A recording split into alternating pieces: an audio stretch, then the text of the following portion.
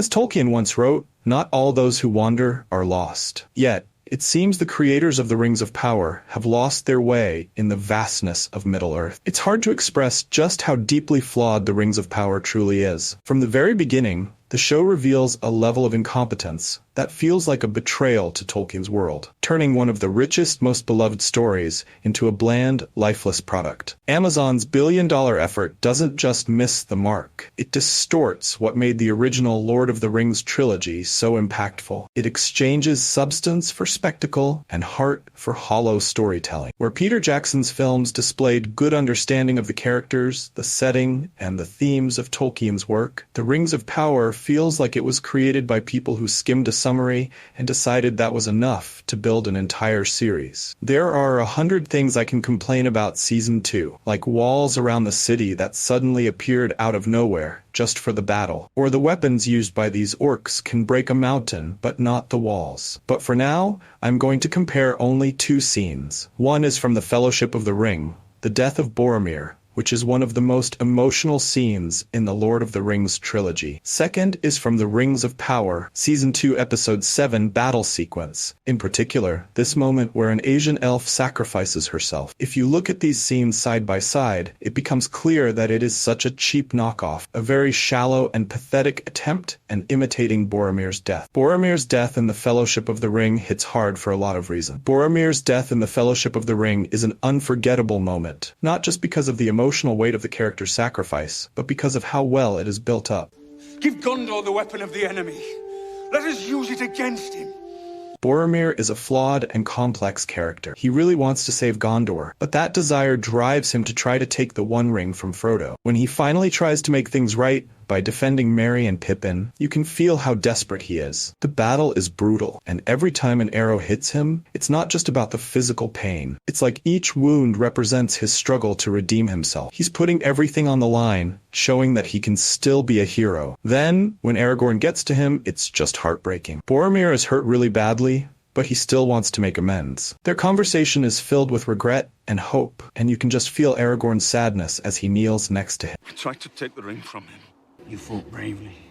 The music swells, and you realize this moment is the peak of Boromir's journey. He goes from being flawed to showing true courage right before he dies. It's powerful and leaves a lasting impression. It's disheartening to see such depth replaced by a superficial attempt at drama in The Rings of Power. Let's look at this woman, an Asian elf who sacrificed herself during the battle. Now, when I decided to make this video, I didn't even know her name. I mean, how can I? Because the writers didn't bother to explore the character at all. I had to look up and found her name is Rian. She is introduced in Episode 4, and her character is featured until her death in Episode 7. As for her background, she is an elf from Lindon. She is chosen by Galadriel to accompany her and Elrond on their mission to uncover the truth about Sauron's presence. She is invented for Season 2 as the character doesn't exist in any of the books. It makes sense, and I am not going to complain about that, since at this point we all know writers don't care about the books at all. They think the books aren't diverse enough for modern audiences. So anyway, when the battle begins, Elrond looks around to see that his archer has been plugged full of arrows and is on her knees.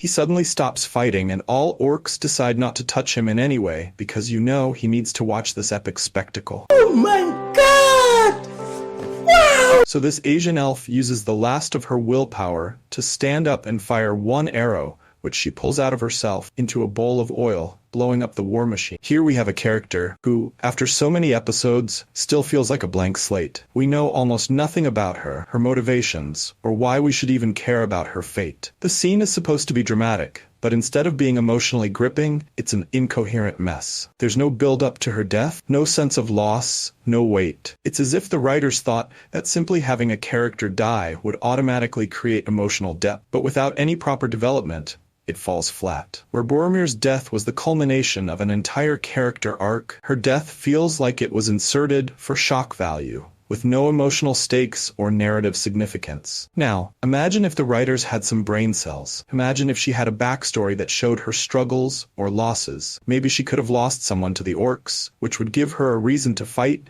and a deeper connection to the battle. This scene would have had a lot of weight. Another critical difference is the choreography. Boromir's final battle is brutal and grounded. Each enemy feels like a real threat, and the fight itself is raw and chaotic. You see Boromir struggle, and each blow feels earned. His death is inevitable, but it's his refusal to stop fighting that makes it heroic. Even as he's pierced by multiple arrows, Boromir continues to defend the hobbits. His determination is what makes his sacrifice so emotional. Now, compare that to this Asian elf's death scene, which is a masterclass in how not to handle action choreography. The fight is riddled with absurd choices. You've got characters standing around waiting to be attacked, and a complete lack of urgency in a supposedly life or death situation. Just to show this spectacle, Elrond and another elf just decide to stop fighting and start looking at her, with no regard that they are in battle. Both of them are completely focused on her. Instead of a brutal, desperate fight, we get a clumsy, poorly choreographed mess that looks more like a rehearsal than an actual battle. There's no tension, no stakes, and most importantly, no emotional payoff. You don't care about her, because the show has given you no reason to. Then, of course, there's the dialogue, or rather, the lack of meaningful dialogue. Boromir's final conversation with Aragorn is one of the most heart-wrenching moments in the trilogy. Boromir, in his dying moments, confesses his failure and begs Aragorn to save their people. Aragorn, in turn, reassures him that he will not let Gondor fall. But when this elf dies, there's nothing. No final words, no sense of closure, no attempt to tie her death into the larger narrative. And how can they possibly give her meaningful dialogue, since even Elrond barely knows her? What can they even talk about, right? It's an empty moment, devoid of any emotional resonance. It's just another example of how the showrunners fail to understand what makes these stories impactful. The show mistakes spectacle for substance, thinking that a dramatic death will automatically create an emotional response. But without the groundwork, without the character development and narrative weight, it's all meaningless. In the end, The Rings of Power doesn't just fail in comparison to The Lord of the Rings, it fails on its own terms. It's not enough to just imitate the superficial elements of Tolkien's world. You have to understand what made it special in the first place. And that's something The Rings of Power clearly doesn't grasp. As filmmakers, as writers, we had no interest whatsoever